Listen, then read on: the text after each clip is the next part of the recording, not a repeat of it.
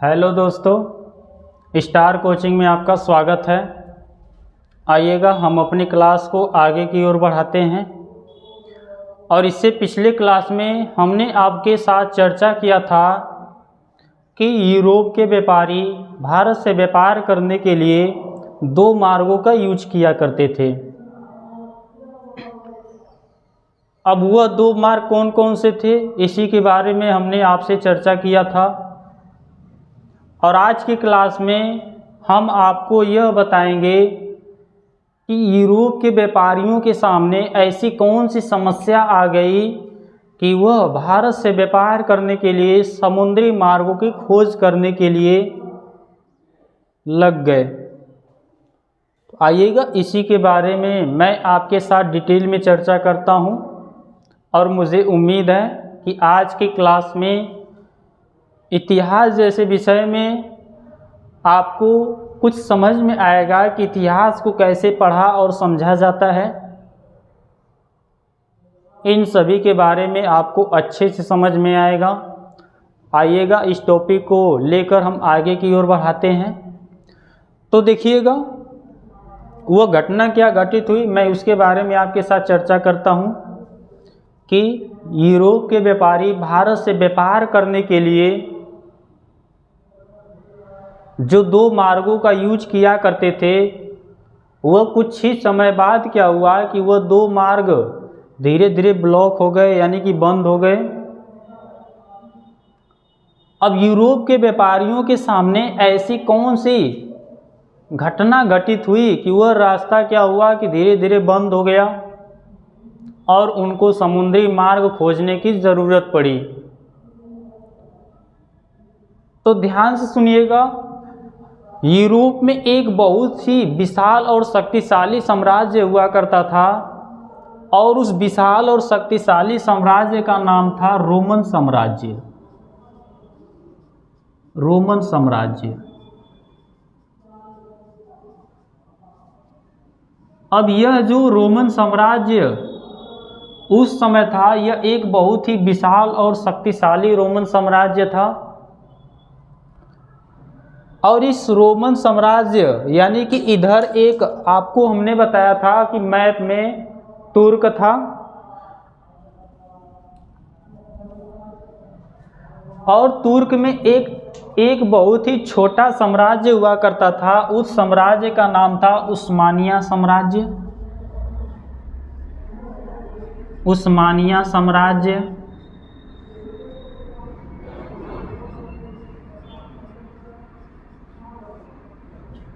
अब यह जो उस्मानिया साम्राज्य था, यह अपनी संघर्ष के कारण यूरोप के जितने भी इसके क्षेत्र के आसपास के क्षेत्र थे, उसको युद्ध में पराजित करता गया और उस क्षेत्र को अपने अधीन यानी कि अपने क्षेत्र के अधीन मिलाता हुआ गया। तो क्या हुआ कि यह कुछ समय बाद एक बहुत ही विशाल और शक्तिशाली साम्राज्य का निर्माण हुआ। जब यह एक विशाल और शक्तिशाली साम्राज्य का निर्माण हुआ तो इसने रोमन साम्राज्य को चुनौती दे दी और रोमन साम्राज्य को चुनौती दी। और 1453 ईस्वी में एक बहुत ही भयंकर युद्ध हुआ और इस युद्ध में रोमन साम्राज्य दो भागों में बट गया। जो इधर का भाग था यानी कि जो पश्चिमी इलाका था, इसी का नाम पड़ा पश्चिमी रोमन साम्राज्य। पश्चिमी रोमन साम्राज्य। रोमन साम्राज्य। और जो इधर यानी कि जो पूर्व वाला भाग था यानी कि एशिया की तरफ भाग था, इसका नाम पड़ा पूर्वी रोमन साम्राज्य। पूर्वी रोमन साम्राज्य। और इसी को ही एक और नाम से जाना जाता है जिसको हम बोलते हैं बैजंतिया साम्राज्य। बैजंतिया साम्राज्य। फिर आगे इसके ध्यान से सुनिएगा सभी लोग। यह जो रोमन साम्राज्य था यानी कि जो पश्चिमी रोमन साम्राज्य था, इसका राजधानी हुआ करती थी रोम। इसकी राजधानी हुआ करती थी रोम, राजधानी रोम थी। और यह जो पूर्वी रोम साम्राज्य था, जिसको हम बैजंतिया साम्राज्य के नाम से जानते हैं, इसकी राजधानी हुआ करती थी कांस्टेंटिनोपल, कांस्टेंटिनोपल। और इसी को ही कुस्तुनतुनिया के नाम से जाना जाता है, कुस्तुनतुनिया।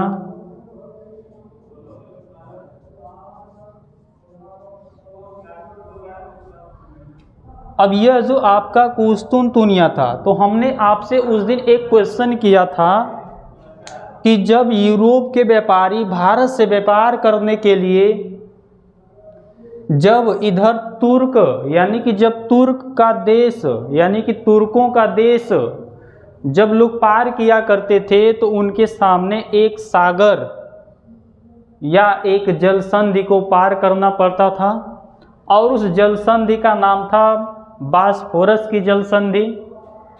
जब उस जल संधि को लोग पार करते थे, तो लोग कुस्तुनतुनिया के इलाके में प्रवेश किए, और कुस्तुनतुनिया के इलाकों के पार करते ही लोग यूरोप में प्रवेश किया करते थे। तो यह जो कुस्तुनतुनिया था, हमने आपको बताया था कि इस को आधुनिक मैप में आप यह देखकर बताइएगा कि इसका वास्तविक नाम यानी कि इस समय इसका नाम क्या है। तो इस समय इसी कुस्तुनतुनिया को आधुनिक मैप में देखेंगे तो इस्तांबुल नाम है, इस्तांबुल, इस्तांबुल।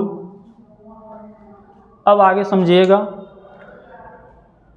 क्या हुआ है कि जब उस्मानिया साम्राज्य ने 1453 ईस्वी में रोमन साम्राज्य के ऊपर आक्रमण किया, तो यह रोमन साम्राज्य दो भागों में विभाजित हो गया।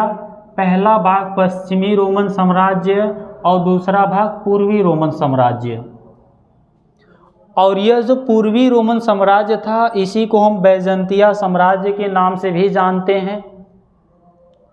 और इस पश्चिमी रोमन साम्राज्य की राजधानी हुआ करती थी रोम, और पूर्वी रोमन साम्राज्य की राजधानी हुआ करती थी कांस्टेंटिनोपल, और इसी को कुस्तुनतुनिया के नाम से भी जाना जाता है, और आधुनिक मैप में इस्तांबुल के नाम से इसी को जाना जाता है।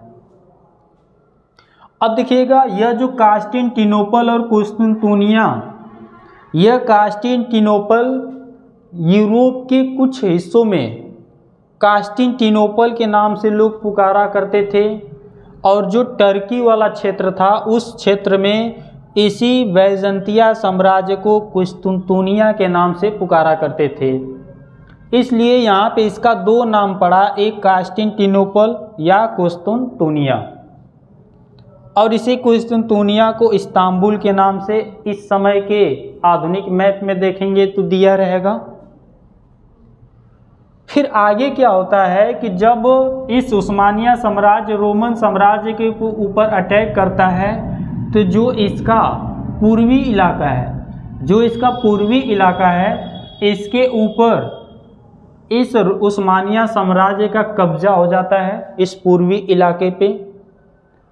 और आप जानते हैं कि इस पूर्वी इलाके में जब उस्मानिया का कब्जा हो गया यानी कि उस्मानिया का नियंत्रण स्थापित हो गया, तो कुस्तुनतुनिया पे किसका अधिकार होगा? तो आप कहेंगे सर तुर्कों का होगा, तुर्कों का अधिकार। कुस्तुनतुनिया पे तुर्कों का अधिकार हो गया। और इससे पिछले क्लास में हमने आपको पढ़ाया था कि भारत से व्यापार करने के लिए यूरोप के जितने भी व्यापारी थे वह टर्की होते हुए, कुस्तुनतुनिया होते हुए यूरोप में प्रवेश किया करते थे। तो जब यहाँ पे कुस्तुनतुनिया पे तुर्कों का अधिकार हुआ, तो इधर जो आपका इलाका था कुस्तुनतुनिया, इस पे तुर्कों का नियंत्रण हो जाता है, और व्यापार करने का रास्ता भी इधर से ही होकर जाता है। तो इस जब तुर्कों ने यानी कि उस्मानिया साम्राज्य ने कुस्तुनतुनिया पे अधिकार प्राप्त किया, तो यह अपने करारोपण यह अपने करारोपण संघर्ष के कारण यह इसके रास्ते को धीरे धीरे क्या करता है, ब्लॉक कर देता है, यानी कि व्यापारियों का रास्ता बंद कर देता है। बंद कर कहने का मतलब यह है कि इसने इस रास्ते का इतना टैक्स बढ़ा देता है कि यूरोप के जितने भी व्यापारी थे भारत से व्यापार करना उचित नहीं समझते थे, क्योंकि जब टैक्स बढ़ जाएगा रास्ते का तो व्यापारियों को उतना भारत से व्यापार करके, भारत से सामानों को खरीद करके यूरोप में बेचना इनको उतना मुनाफा नहीं हो पाएगा। इसलिए क्या हुआ कि आने वाले समय में इस पहले रास्ते का धीरे धीरे पतन होने लगा, यानी कि इस रास्ते का धीरे धीरे पतन हो गया, यह रास्ता ब्लॉक हो गया, यानी बंद हो गया। फिर अब ये जो दूसरा रास्ता था जो अरब के नियंत्रण में था, जब इसको पता चला कि यह पहला रास्ता ब्लॉक हो चुका है, यानी कुस्तुनतुनिया पे तुर्कों का अधिकार हो चुका है, तो इसने भी अपने करारोपण के द्वारा इसने भी रास्तों का टैक्स बढ़ा दिया। जब रास्ते का टैक्स बढ़ा दिया तो इस रास्ते से भी यूरोप के व्यापारी भारत से व्यापार करना उचित नहीं समझते थे, क्योंकि इस रास्ते से भी व्यापार करने जब लोग करते थे भारत से, तो टैक्स बढ़ने के कारण इनको मुनाफा नहीं होता था।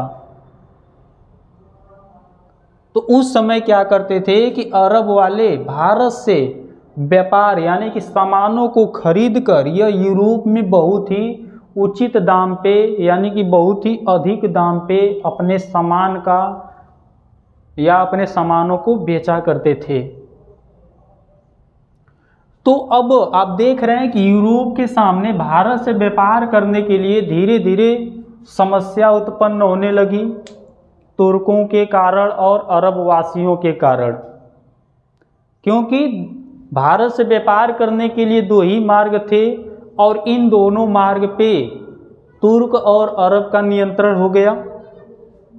फिर आगे क्या हुआ कि अब इनको इस यानी कि समुद्री रास्ते की खोज करने की ज़रूरत पड़ी, यानी कि अब जितने भी यूरोप के राजकुमार या जितने राजा हुआ करते थे लोग, वह नाविकों को प्रोत्साहन देने का शुरू किए, और नाविकों को जब प्रोत्साहन देने की शुरुआत की इन लोगों ने, तो उस समय से समुद्री मार्ग की खोज करना प्रारंभ हुआ।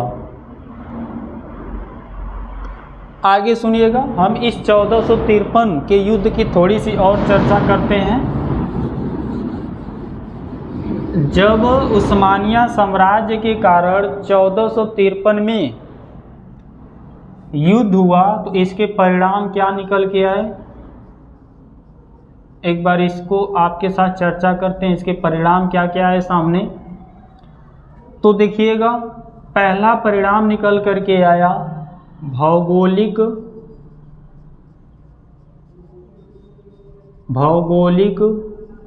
खोज का युग प्रारंभ हुआ, खोज का युग प्रारंभ हुआ। और दूसरा परिणाम क्या निकल के आया, पुनर्जागरण,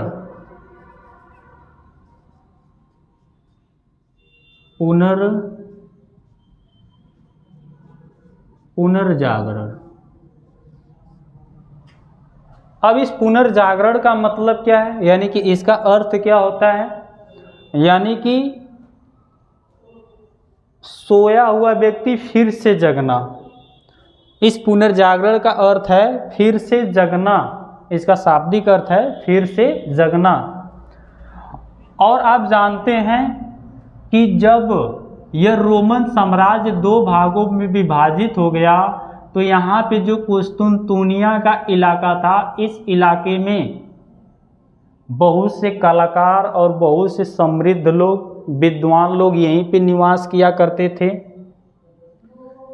और यहीं पे व्यापारी यानी कि जितने भी समृद्ध व्यापारी थे सभी लोग यहीं पे रहा करते थे। और जब इस रास्ते पे तुर्कों का नियंत्रण हो गया, तो यहाँ के जितने भी समृद्ध कलाकार या जितने भी व्यापारी थे सभी भागकर इटली जैसे इलाकों में इनको शरण मिली। यानी कहने का मतलब यह है कि जब तुर्कों का नियंत्रण हो गया कुस्तुनतुनिया जैसे इलाकों पर, तो यहाँ के जितने भी समृद्ध कलाकार, जितने भी विद्वान थे, सभी लोग भागकर कहाँ है, इटली, और इटली में ही इनको शरण मिली।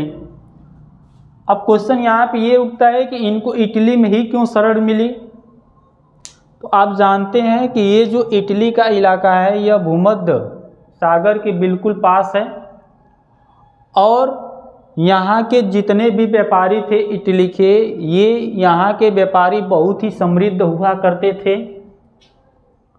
और अब जानते हैं कि समृद्ध लोग हैं तो समृद्ध लोगों का, यानी कि समृद्ध लोगों को शरण भी देंगे। तो इसीलिए माना जाता है कि यहाँ के जब कलाकार और विद्वान यहाँ से भागकर जब गए यूरोप में, तो यूरोप के इटली जैसे क्षेत्र में इनको शरण मिली। और जब इटली जैसे इनको शरण मिली, तो इटली में क्या शुरू होता है, पुनर्जागरण की प्रक्रिया शुरू होती है। यानी कि इससे पहले क्या होता था कि यूरोप के मध्यकाल से ही बहुत कुछ खोज नहीं हुआ था।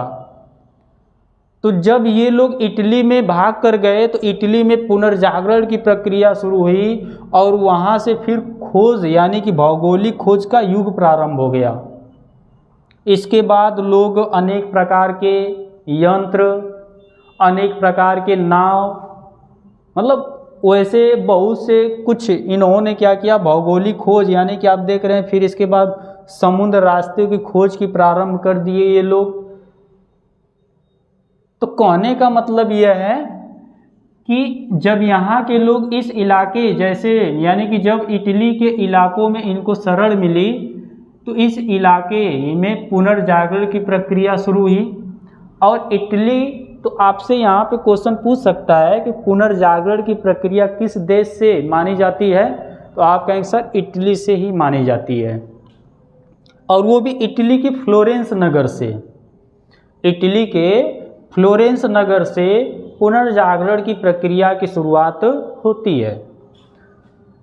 तो आप जानते हैं कि जब पुनर्जागरण होगा तो लोगों के बीच में प्रबोधन की प्रक्रिया शुरू होगी। प्रबोधन का मतलब जगना और फिर से खोज करना। कहने का ये है कि जगने के बाद फिर से खोज स्टार्ट कर देना, यानी कि एनलाइटेंड हो जाना। तो जब इन दोनों की प्रक्रिया आपस में मिली, तो इन दोनों की प्रक्रियाओं के आपस में मिलने से लोगों के बीच तर्क वितर्क करने की क्षमता विकसित होने लगी। तो जब तर्क वितर्क की क्षमता विकसित होने लगी तो लोगों के बीच में धार्मिक सुधार होने लगा। धार्मिक सुधार की प्रक्रिया शुरू हुई। तो जब धार्मिक सुधार की प्रक्रिया शुरू हुई तो लोगों का तर्क वितर्क भी बढ़ेगा।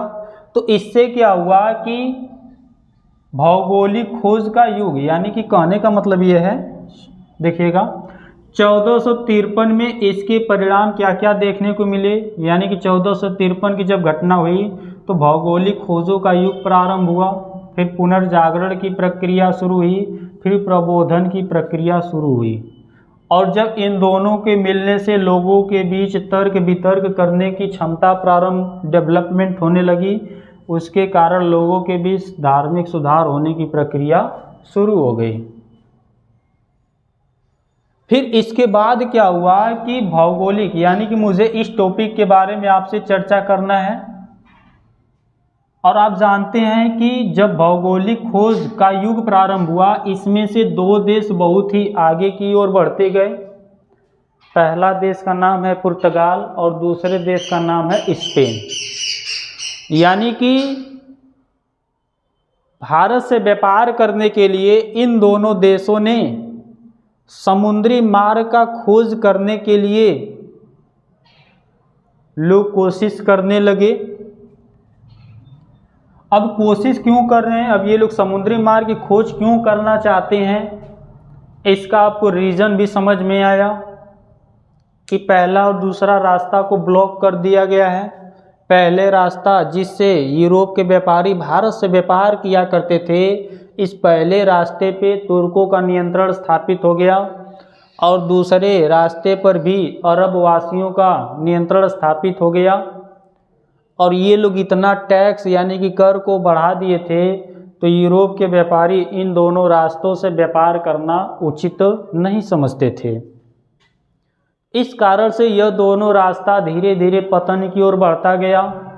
और जब रास्ता पतन की ओर बढ़ता गया तो यूरोपीय व्यापारियों के सामने एक समस्या आई और इन्होंने उसी समय से समुद्र में यानी कि समुद्री भारत से व्यापार करने के लिए समुद्री मार्गों की खोज करना शुरू कर दिया।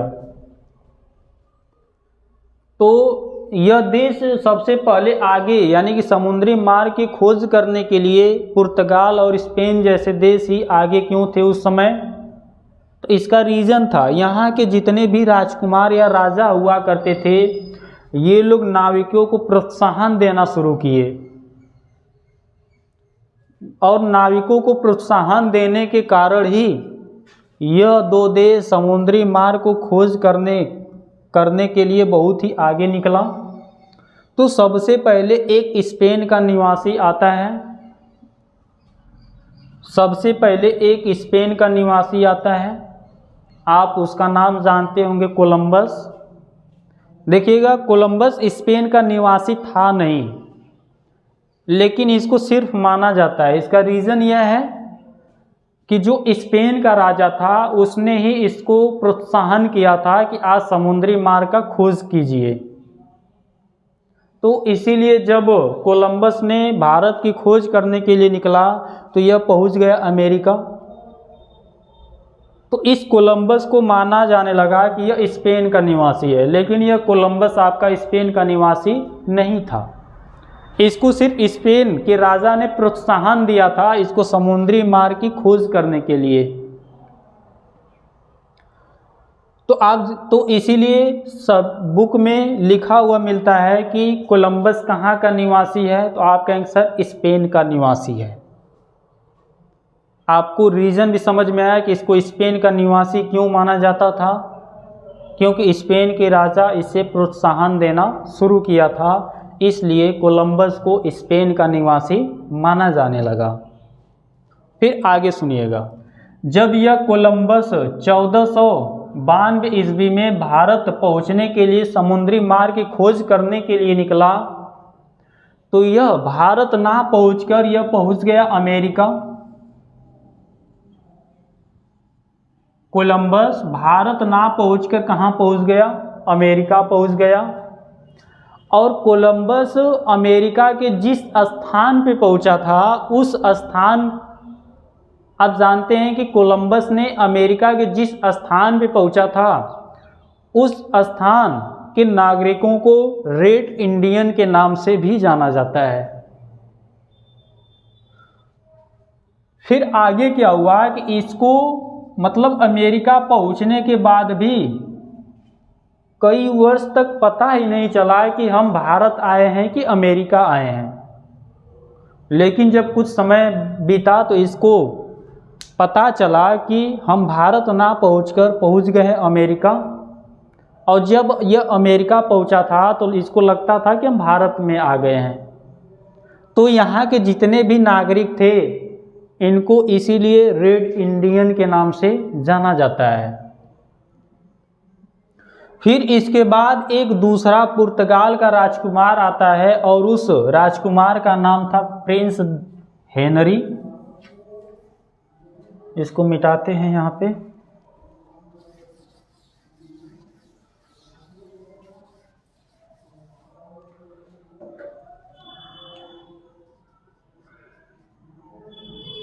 एक पुर्तगाल का राजकुमार था,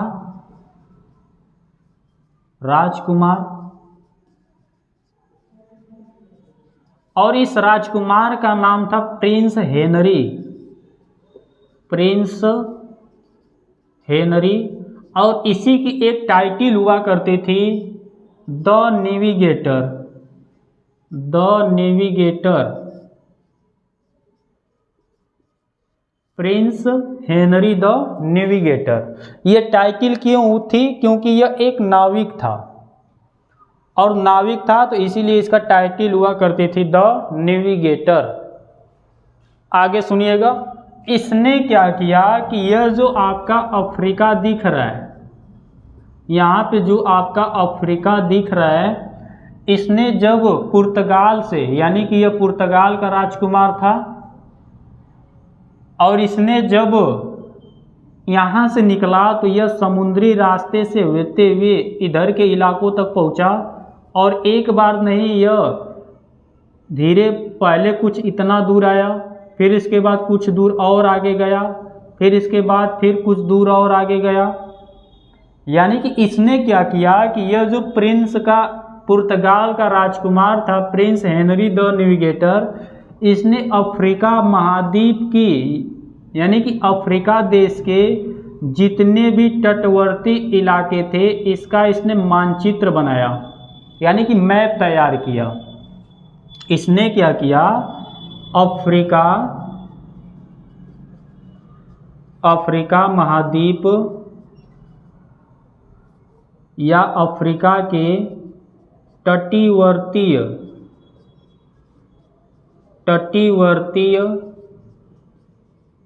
इलाके का या इलाकों का मैप तैयार किया था, मैप तैयार किया या बनाया। तो यहाँ से आपका क्वेश्चन यह पूछ सकता है कि अफ्रीका के तटीवर्ती इलाकों का मैप किस राजकुमार ने तैयार किया था? तो प्रिंस हेनरी द नेविगेटर ने अफ्रीका का मैप तैयार किया था। ये जो आपका तटीवर्ती इलाका दिख रहा है। फिर इसके बाद क्या होता है कि एक पुर्तगाल नाविक और आता है, और उसका नाम था बार्थोलोम्यू डियाज। ये भी पुर्तगाल का नाविक था, बार्थोलोम्यू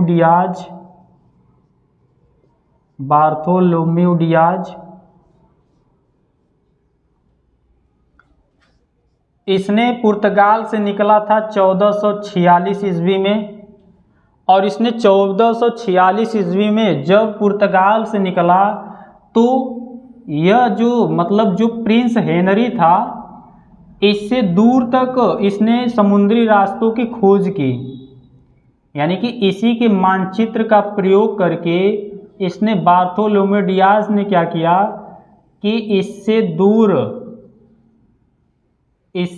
इससे कुछ दूर जाने के लिए समुद्री मार्गों की खोज की 1486 ईस्वी में। फिर इसके बाद क्या हुआ कि जिस मार्ग पे बार्थोलोम्यू डियाज पहुंचा था, यानी कि जिस जगह की खोज की थी, उस जगह का नाम था केप ऑफ गुड होप, और इसी का एक पुराना नाम था, इसी का एक पुराना नाम था उत्तर मासा द्वीप के नाम से भी जानते हैं। यानी कि यहाँ पे आपसे क्वेश्चन यह पूछ सकता है कि केप ऑफ गुड होप की खोज किसने की थी? तो यहाँ पे आपका आंसर बार्थोलोम्यू डियाज होगा। फिर अगला एक पुर्तगाल का नाविक आता है, जिसका नाम था वास्को डिगामा, और यह वास्को डिगामा जुलाई 1497 निकलता है। जुलाई 1497 ईस्वी में पुर्तगाल से निकलता है, और यह इन्हीं के रास्तों को फॉलो करते हुए कहाँ तक पहुँचता है? केप ऑफ गुड होप तक आया। फिर केप ऑफ गुड होप तक पहुँचने के बाद इसकी थोड़ी आत्म जो विश्वास होती है, यानी कि इसको लगने लगा कि अब लगता है कि हम भारत से व्यापार करने के लिए समुद्री मार्ग की खोज नहीं कर पाएंगे। तो यहाँ पे आते ही वास्को डी गामा की जो आत्मविश्वास था वह धीरे धीरे घटने लगा। वास्को डी गामा जब आत्मविश्वास घटने लगा तो यहाँ पे एक गुजराती पथ प्रदर्शक व्यापारी आया हुआ था, और उस गुजराती पथ प्रदर्शक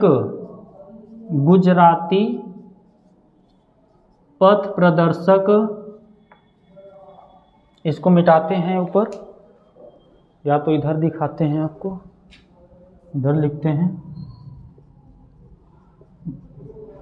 गुजराती पथ प्रदर्शक एक व्यापारी ही आया हुआ था इस केप ऑफ गुड जैसे इलाकों में, और उसका नाम था अब्दुल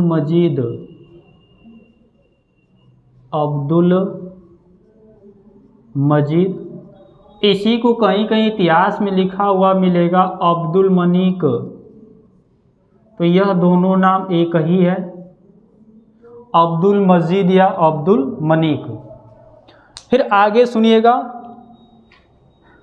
जब वास्को डी गामा का आत्मविश्वास घटने लगा तो इसी गुजराती पथ प्रदर्शक यानी कि अब्दुल मजीद या अब्दुल मनीक से वास्को डी गामा की मुलाकात होती है, और मुलाकात होने के बाद यह अब्दुल मजीद इसको इंडिया पहुंचने का रास्ता बताया, और वास्को डी गामा और यह अब्दुल मजीद दोनों यहाँ से साथ निकले, और साथ निकलकर यह भारत पहुँचे।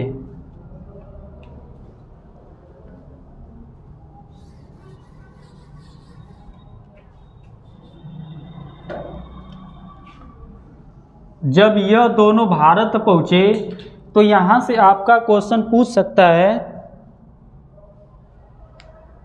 कि जब वास्को डी गामा भारत पहुँचा था तो किस गुजराती पथ प्रदर्शक की सहायता से पहुँचा था? तो यहाँ पे आपका क्या होगा? अब्दुल मजीद या अब्दुल मनीक होगा। मुझे उम्मीद है कितना आपको समझ में आया होगा। तो यह जब भारत के कालीकट यानी कि जो कालीकट बंदरगाह था उस स्थान पे पहुंचा, यानी कि भारत के कालीकट इलाके में पहुंचा, और इस कालीकट में एक पैतृक उपाधि हुआ करती थी, पैतृक उपाधि, और उस उपाधि का नाम था जमोरीन।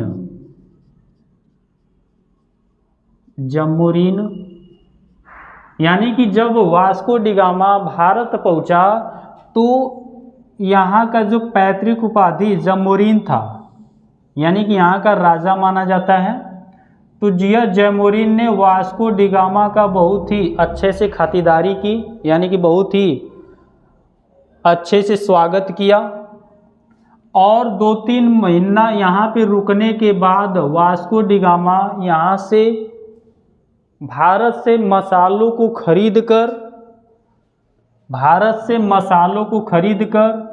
या तो एक पॉइंट मैं बता दूं कि इस स्थान पे वास्को डी गामा मई 1498 में पहुंचा था। मई की महीना थी और 1498 ईस्वी में यहाँ पे पहुंचा था कालीकट। तो यहाँ पे आपसे एक क्वेश्चन और पूछ सकता है कि वास्को डी गामा भारत के किस स्थान पे पहुंचा था और किस समय? तो आपका होगा भारत के कालीकट स्थान पे पहुंचा था, और इस कालीकट के अंदर एक बंदरगाह हुआ करती थी, उसका नाम था कंपक डाबू। तो इसको आप लोग याद कर लीजिएगा, कंपक डाबू बंदरगाह था, उसी स्थान पे पहुंचा था। कब? 14 मई 1498 में। फिर आगे ध्यान से सुनिएगा कि यहाँ से 2-3 महीने रुकने के बाद फिर मसालों को खरीदकर भारत से जब यह यूरोप लौटा, और यूरोप में ले जाकर उस मसालों को बेचा, यानी कि यहाँ से मसाला, वस्त्र, भारतीय वस्त्र,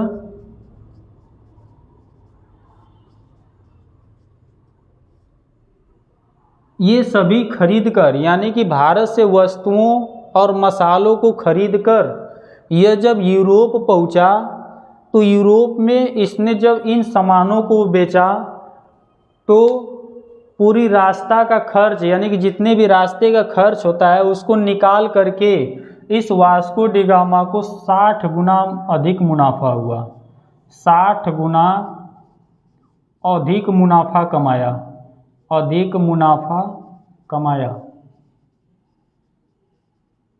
इस मसाला और वस्त्रों को बेचकर वास्को डी गामा ने 60 गुना अधिक मुनाफा कमाया, और यह बिल्कुल रास्ते के खर्च को निकाल कर, इसमें रास्ते का खर्च नहीं है। तो एक पॉइंट और समझिएगा,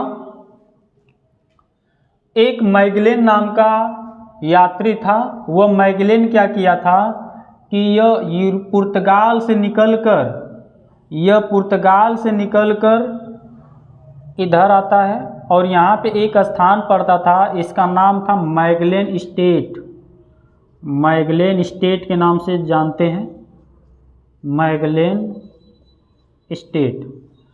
जब यहाँ पे मैगलेन पहुँचा, इसके बाद जब आगे की ओर मैगलेन बढ़ा, तो जब आगे की ओर बढ़ा तो उसको इधर कुछ देखने को मिला। अब वो देखा क्या कि इधर के जल, यानी कि जो जल हैं बिल्कुल शांत दिख रहे थे।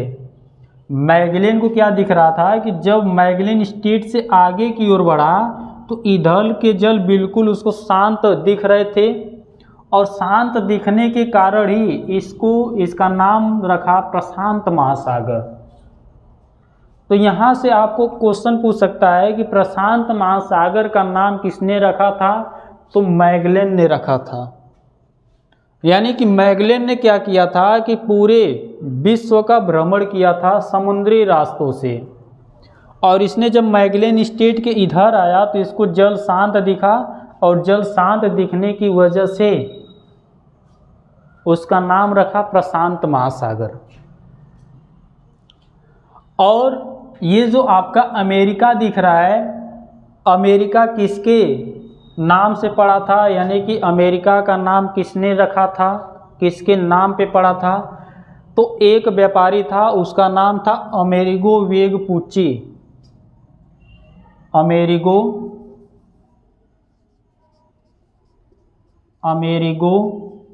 वेगपुच्ची, वेगपुच्ची, यानी कि इसी के नाम पे ही अमेरिका का नाम पड़ा था। इसी के नाम पे ही अमेरिका का नाम पड़ा है, और वह किसके नाम पे पड़ा है? अमेरिगो वेगपुच्ची के नाम पे पड़ा है। अब इसके बाद जब मई 1498 में वास्को डी गामा भारत पहुंचा, फिर यह जब मसालों और वस्तुओं को लेकर यूरोप में या पुर्तगाल या यूरोप में ले जाकर बेचा, तो इसको 60 गुना अधिक मुनाफा धन कमाया।